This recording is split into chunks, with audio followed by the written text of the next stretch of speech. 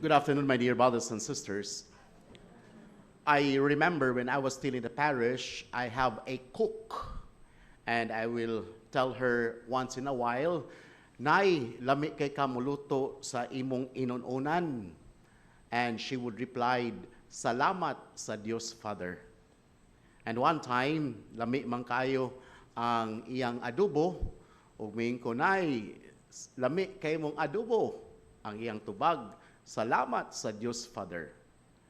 And soon to realize, kada adlaw nag-adobo nami.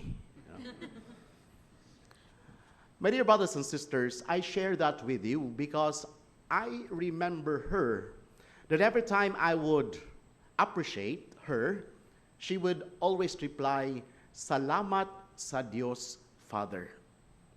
She recognized that her talent of cooking did not come from herself, but rather comes from God.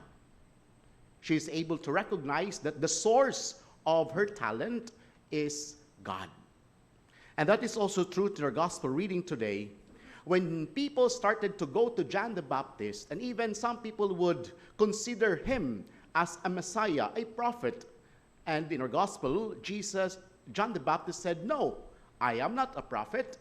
I am here to prepare the way of the Lord. In fact, he said, Behold, the Lamb of God, Jesus is there.